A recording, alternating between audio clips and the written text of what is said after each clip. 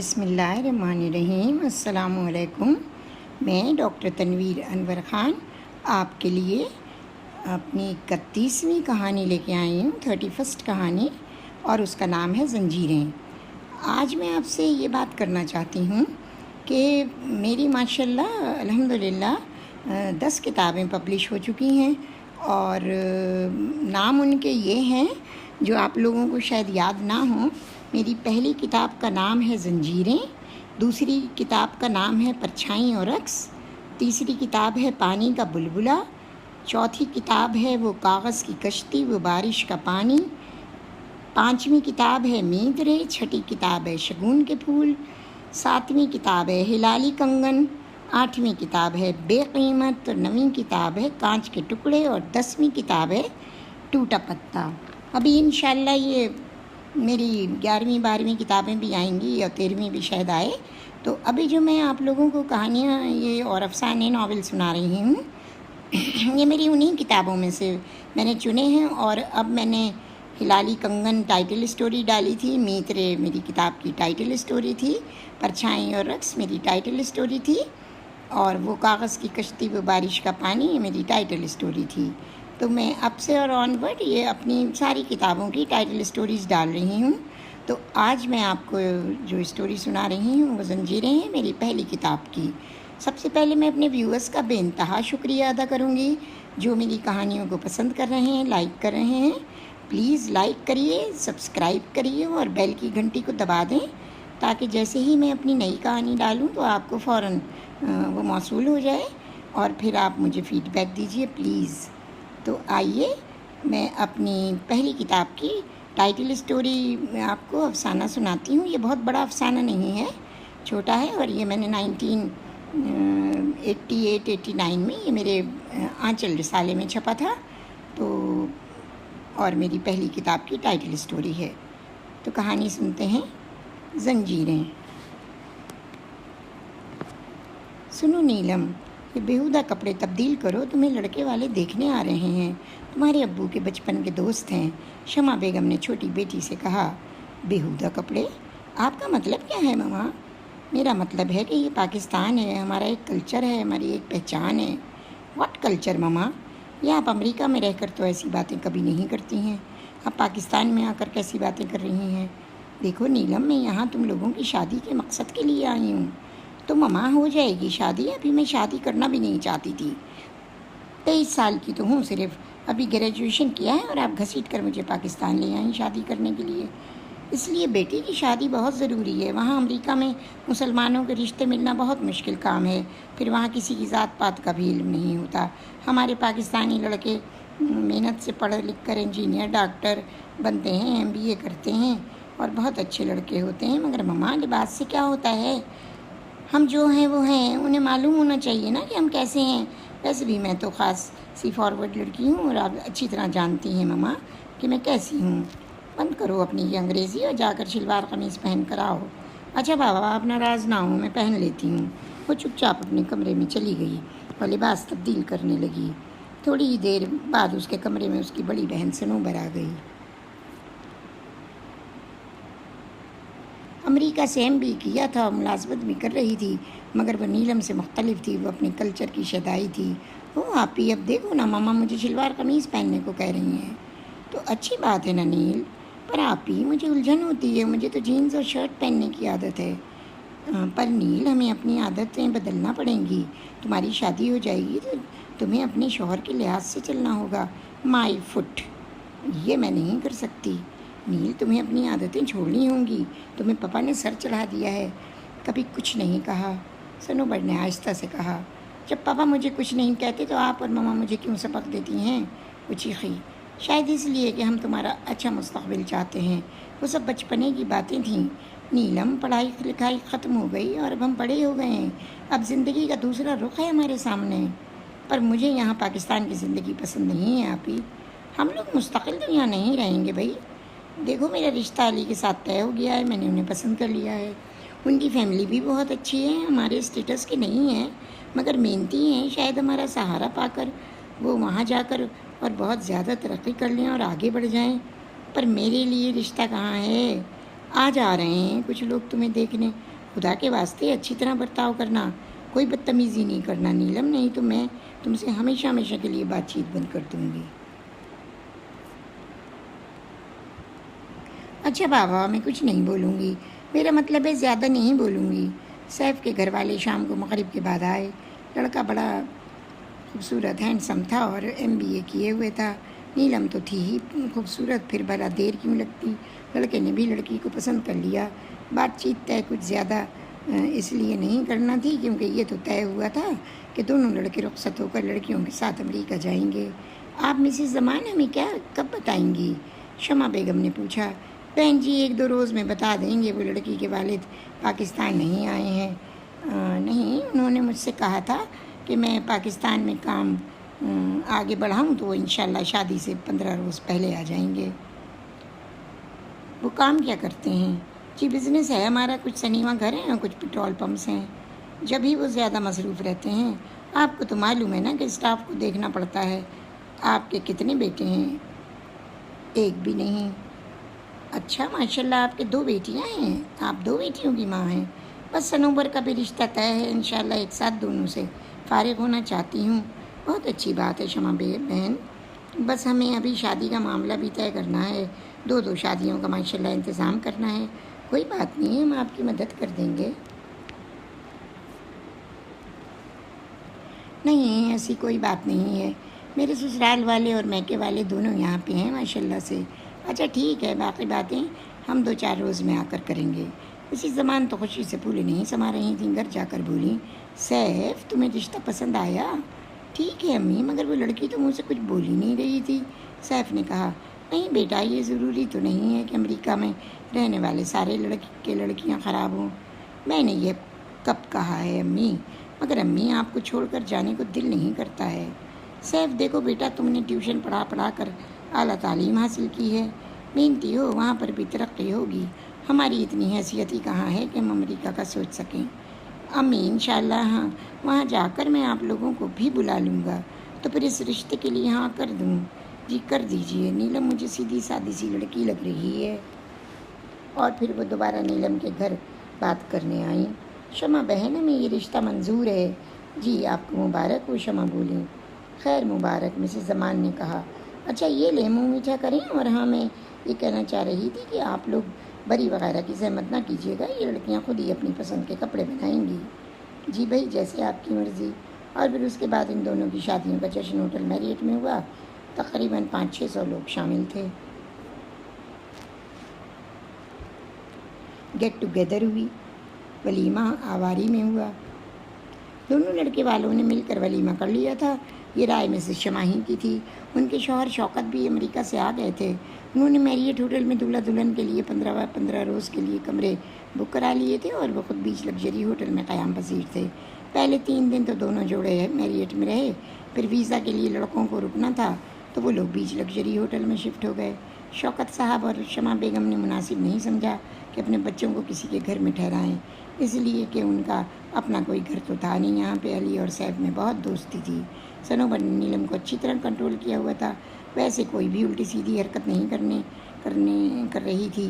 نیلم بظاہر اپنے شوہر سے خاصی شیر و شکر ہو رہی تھی، مگر اندر ہی اندر کھول رہی تھی۔ وہ بیچ لگژری کے سوئمنگ پول میں تیراکی کے لیے تڑپ رہی تھی، مگر شلوار قمیض پہن کر تو وہ تیراکی بھی نہیں کر سکتی تھی، اور ان لوگوں کا ویزا 2.5 مہینے کے بعد لگا تھا۔ شوکت صاحب تو واپس امریکہ چلے گئے تھے، مگر بیگم شمع نہیں رک گئی تھیں۔ خاص طور پر نیلم کی نگرانی کے لیے یہ قدم بے انتہا ضروری تھا۔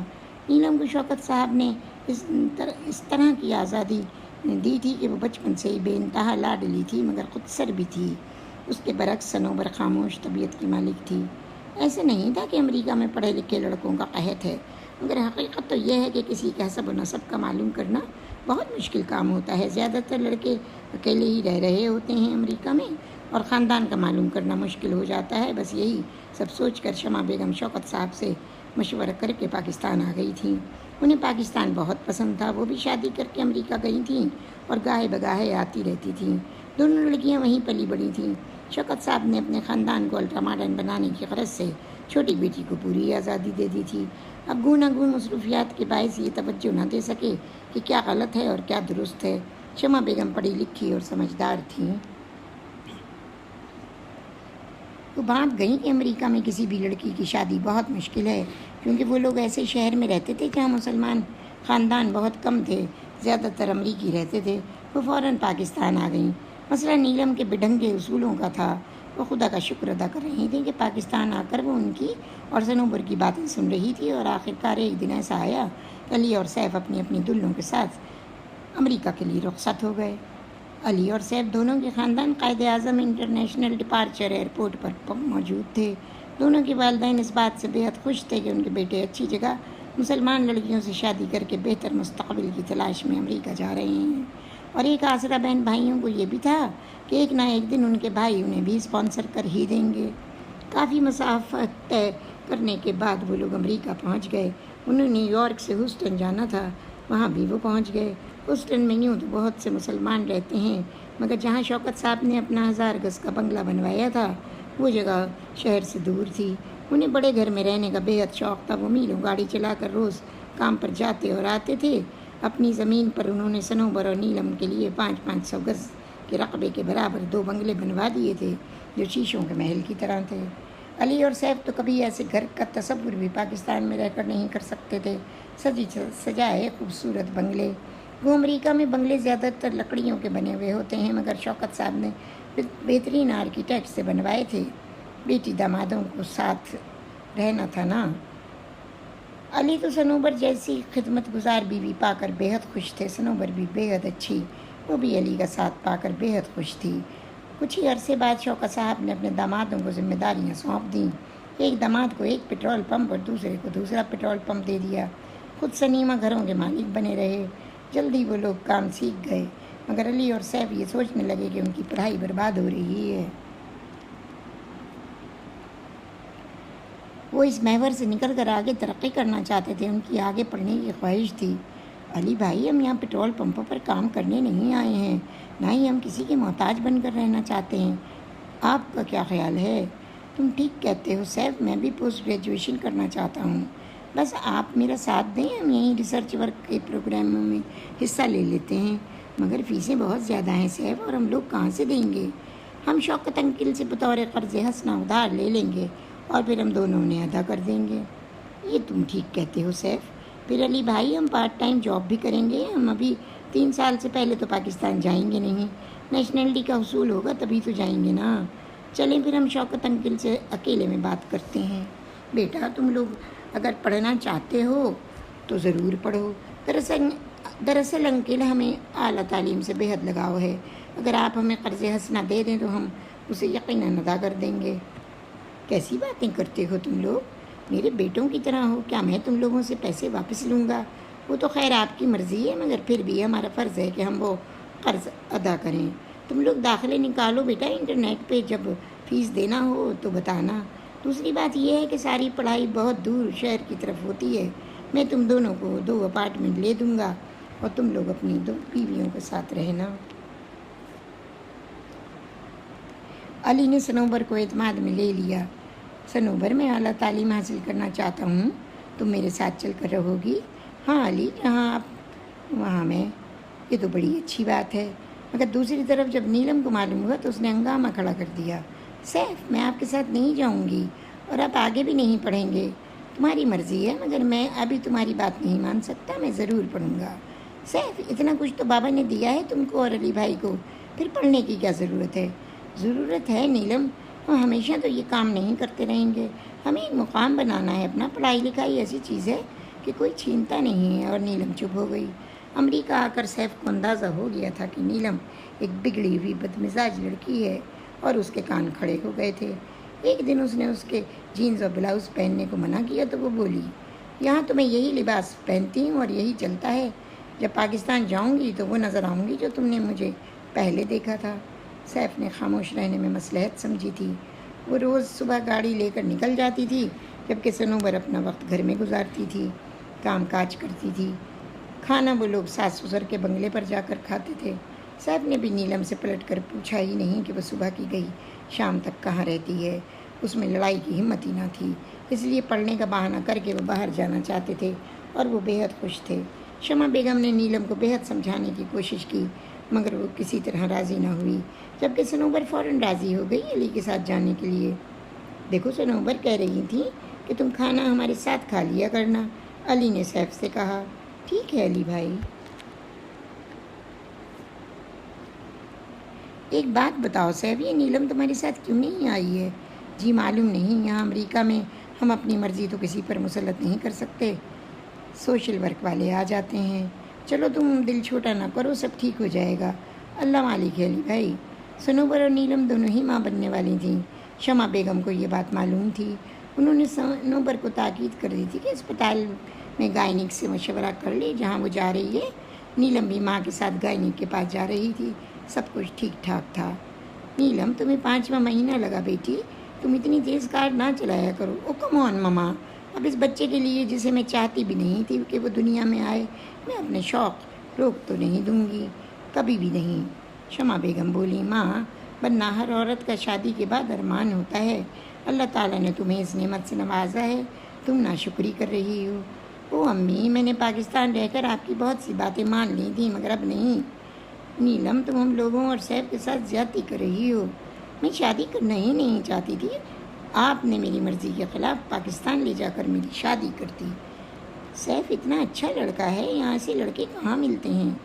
بہت ملتے ہیں، اگر آپ مجھے آزاد چھوڑتی تب نہ۔ ارے کیا میرے پاس حسن نہیں تھا؟ کیا میں اسمارٹ نہیں ہوں؟ دیکھو نیلم بیٹی، تم اب ڈھیلے ڈھالے کپڑے پہنا کرو، بچے کی نشو و نما کا مسئلہ ہے۔ ہاں میں ڈریسنگ بدل لوں گی۔ علی اور سیف بہت خوش تھے۔ وہ لوگ مہینے میں ایک دفعہ ساس سسر کے پاس ضرور ملنے آتے تھے۔ صنوبر بھی ساتھ ہوتی تھی۔ صنوبر نے تو وہ وہیں شہر کے بڑے اسپتال میں اپنا نام لکھوا لیا تھا۔ شوکت صاحب نے صنوبر کے بینک اکاؤنٹ میں کئی ہزار ڈالر ٹرانسفر کر دیے تھے۔ سیف اور علی نے پڑھائی کے ساتھ ساتھ پارٹ ٹائم جاب بھی کرنا شروع کر دی تھی۔ جب اس دفعہ سیف صنوبر اور علی کے ساتھ گھر آئے تو انہوں نے نیلم کو سمجھانا چاہا، نیلم تم میرے ساتھ چلو، دیکھو علی اور صنوبر آپ ہی کتنے خوش ہیں، تو تم کیا ناخوش ہو مجھ سے شادی کر کے؟ میں نے یہ تو نہیں کہا۔ کہہ بھی کیسے سکتے ہو، آپ ہی تو بے وقوف ہے، تم اور علی بھائی تو ایک ہی تھیلی کے چٹے بٹے ہو۔ تم دونوں کو میرے ماں باپ خرید کر لائے ہیں ہمارے لیے، تم لوگ بھکاری ہو، تمہارا خاندان بھکاری۔ ارے تمہاری اوقات کیا ہے ہمارے اسٹیٹس کے آگے؟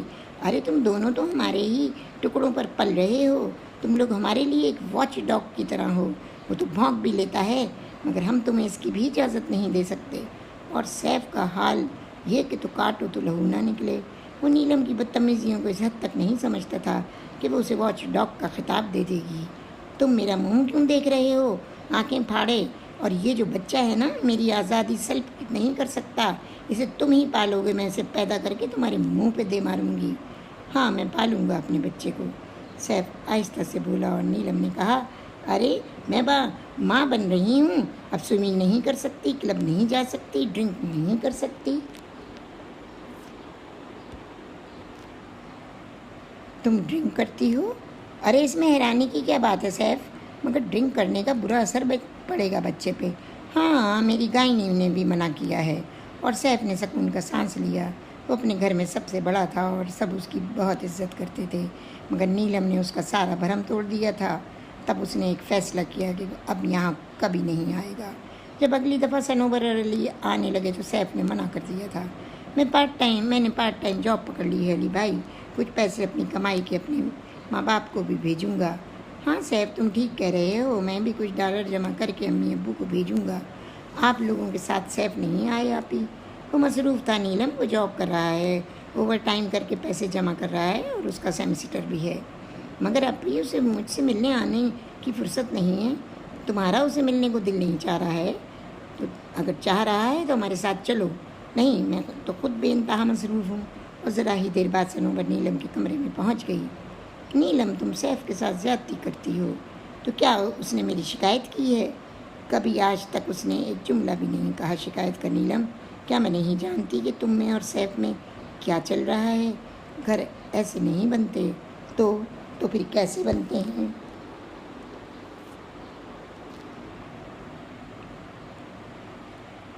پیار دو تو پیار لو، اور اگر پیار ہو ہی نہیں کسی سے تو کیا مطلب ہے؟ تم مجھ سے محبت نہیں کرتی؟ نہیں، زبردستی کی تھوپی گئی شادی نہیں ہوتی میں یہ شادی کرنا ہی نہیں چاہتی تھی۔ او نیلم جسٹ شٹ اپ، تم بربادی کی طرف جا رہی ہو۔ مجھے اور علی کو دیکھو، ہم کتنے خوش ہیں۔ تم تو بے وقوف ہو، میں تم سے زیادہ عقل مند ہوں۔ تم یہ سمجھتی ہو کہ ایسے مرد جنہیں خرید کر ہمارے لیے گاڑیوں کی طرح لایا گیا ہو، ان سے محبت کی جاتی ہے؟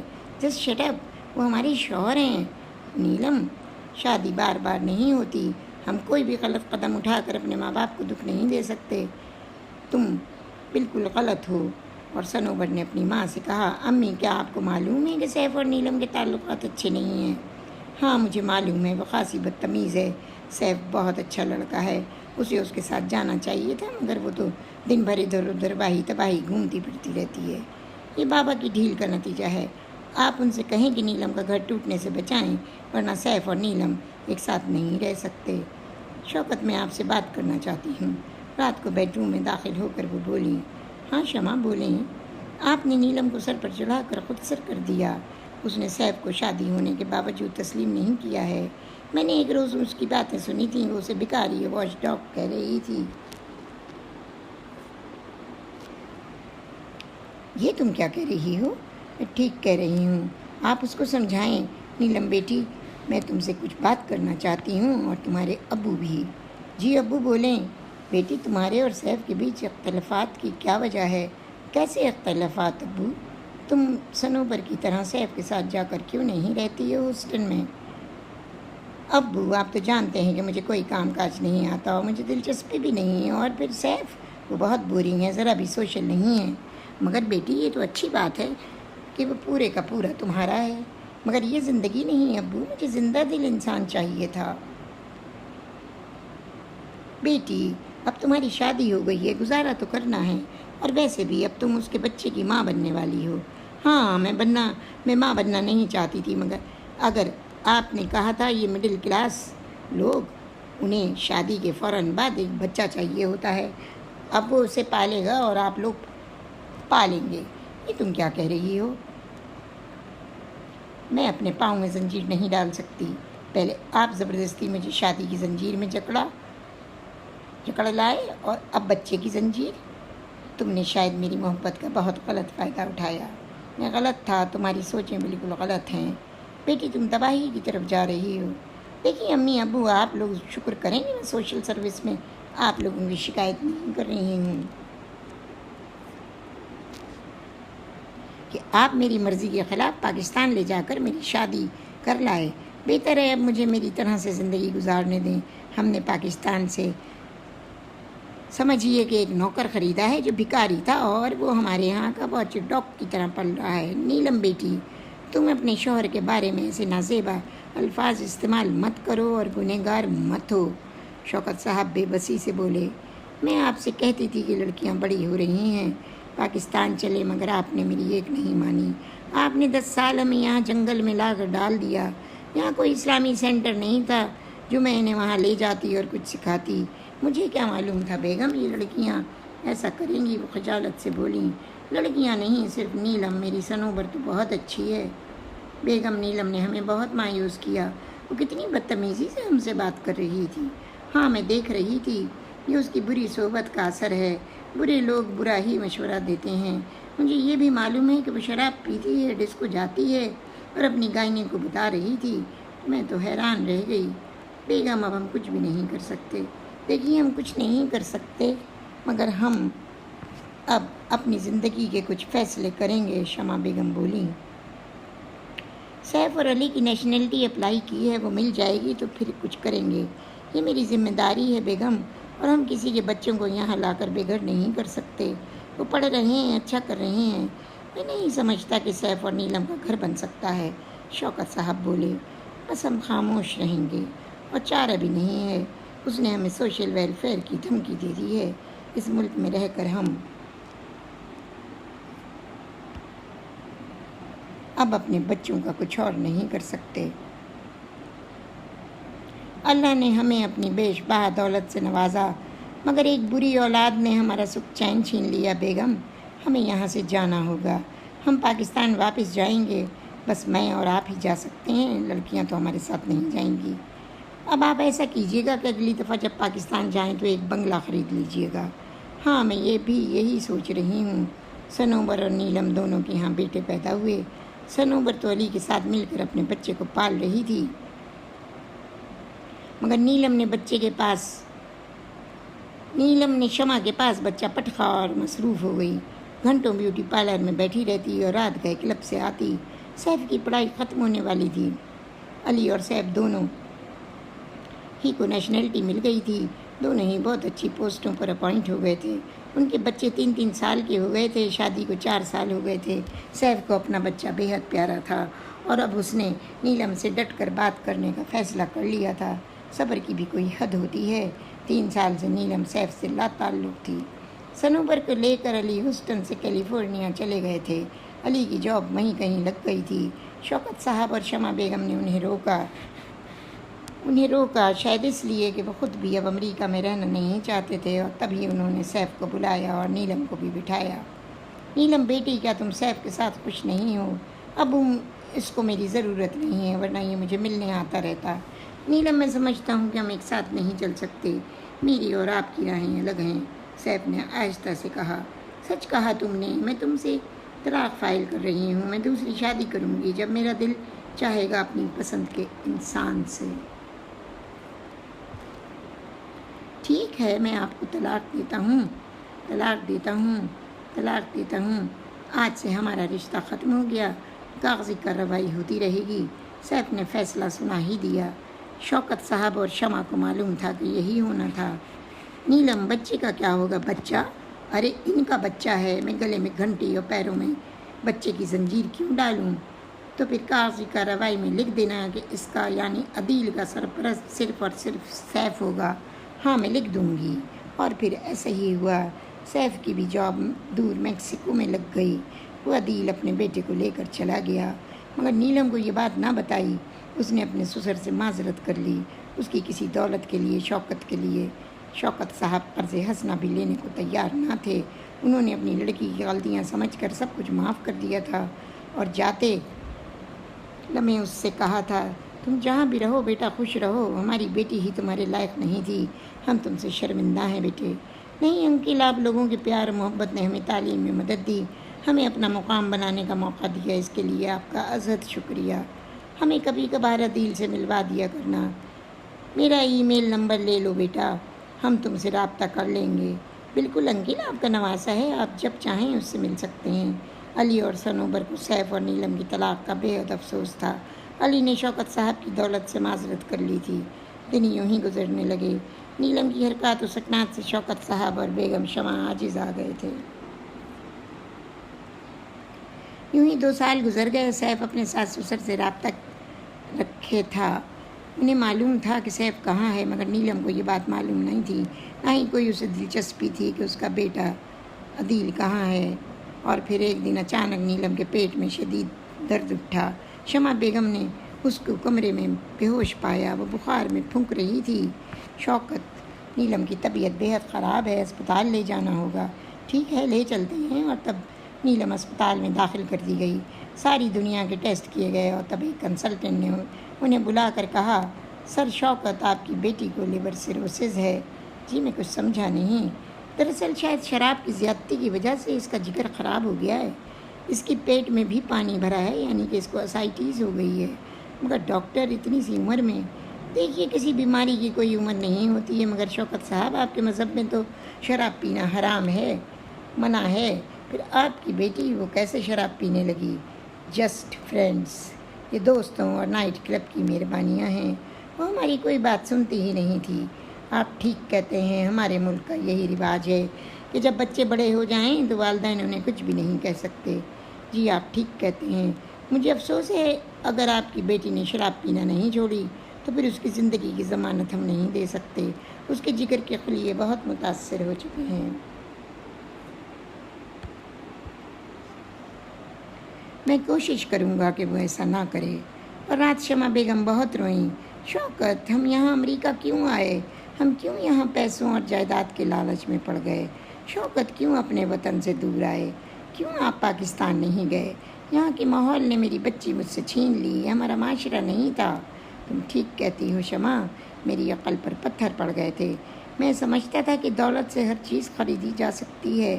ہم نے سب کچھ خرید لیا، مگر ہم پھر بھی اپنی بیٹی کی زندگی نہیں خرید سکتے۔ نیلم کی حالت دن بدن خراب ہو رہی تھی، اور تب اس نے ایک دن اپنی ماں کا ہاتھ پکڑ کر کہا، امی، میں خود ہی اپنی دشمن بن گئی تھی۔ میری ہٹ دھرمی اور مزدوری نے مجھے آج اس مقام پر لا کھڑا کر دیا جہاں سے اب میں موت کے بہت نزدیک ہوں۔ نیلم، کیسی باتیں کرتی ہو بیٹی؟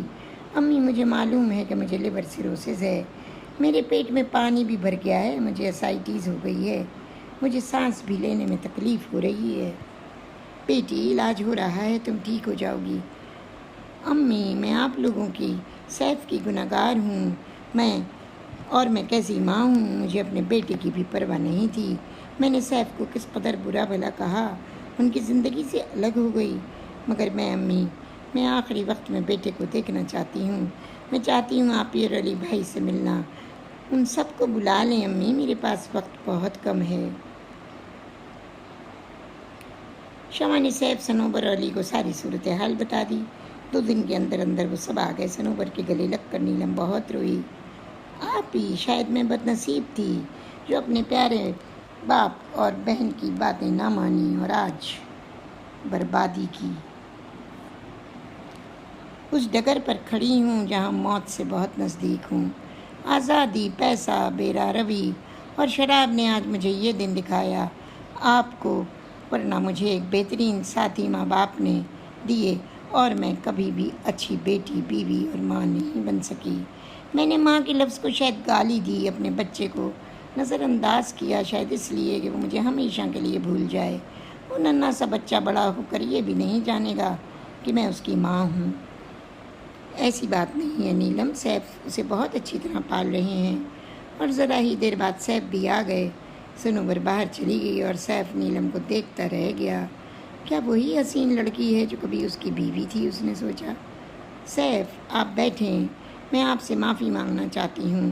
میرا آپ کا اب کوئی رشتہ نہیں ہے، مگر انسانیت تو ہے نا۔ آپ میرے بچے کے باپ ہیں، میں تو ماں بن کے بھی ماں نہ بن سکی۔ میں نے تو پیار کی وہ زنجیر توڑ دی جو اپنی امی ابو نے آپ کے ساتھ باندھی تھی۔